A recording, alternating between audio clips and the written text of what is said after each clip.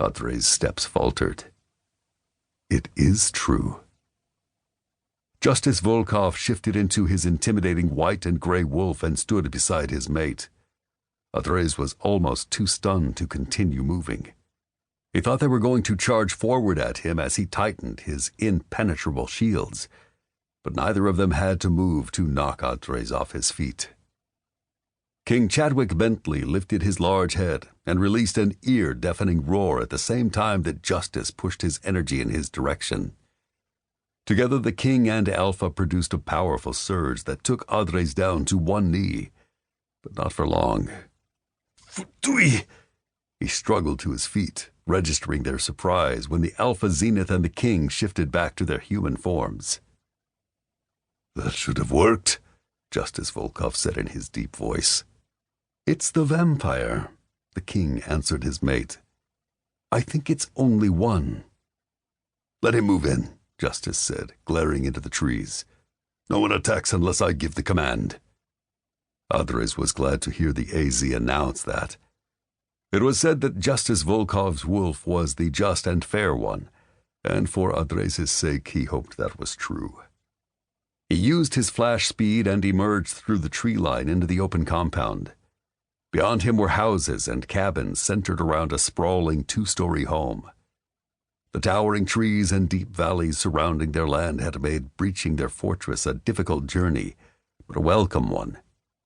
If these had been different circumstances, Adres might have stood and marveled at the beautiful property, at the wonders of nature. But he wasn't there for a pleasure visit. He had a duty to fulfill.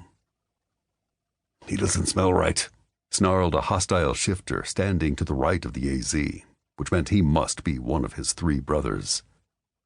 A vampire standing in front of the army informed them, He's blocking most of his scent. Easy. Let's see what he wants, Justice said. Adres slowed his pace and moved across the property with his hands loose at his sides, his swords strapped securely to his back. He scanned the even rows of trained vampires ready to attack at a flick of the king's wrist, and the Alpha's enforcers who had shifted and were prepared to tear his throat out. As Adres stared at the impressive display of power, he questioned if these privileged individuals even deserved the honor of his presence. He was careful to keep his emotions hidden so they didn't affect his shields, which were undetectable to most, but he had also never encountered a Volkov. Justice, that's close enough. He needs to state his business, a dark-haired man told the AZ. Another brother, Adres presumed.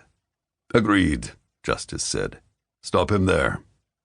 Adres wasn't sure what stop him there meant, but they were more than welcome to continue to try. Chadwick Bentley was the most powerful vampire in the world because he was the king, but he was far from the strongest. However, he was the only vampire that Adres had ever encountered that could shift into an animal. But he still was not the strongest. As far as Adres was concerned, he'd earned that title.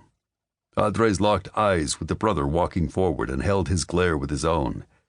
He knew that each Volkov brother had a supreme wolf inside them with a unique trait that strengthened their senses tenfold.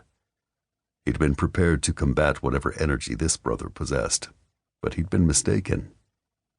Heat fiercer than the Nubian desert rushed towards him as he threw his hood over his face in an effort to combat the scorching temperature. The air shimmered angrily around him, and with each step he took, the grass singed and charred beneath his boots. Adres gasped for breath, choking on the fury and rage being burned into him.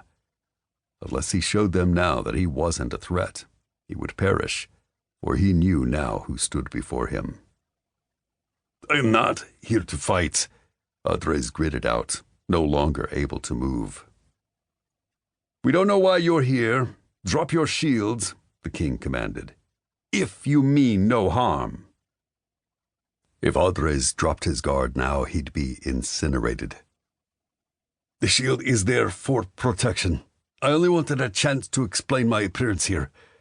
Adres extended his hand towards the visible air sizzling a few inches from his face. The moment the tip of his middle finger made contact, he yanked his hand away.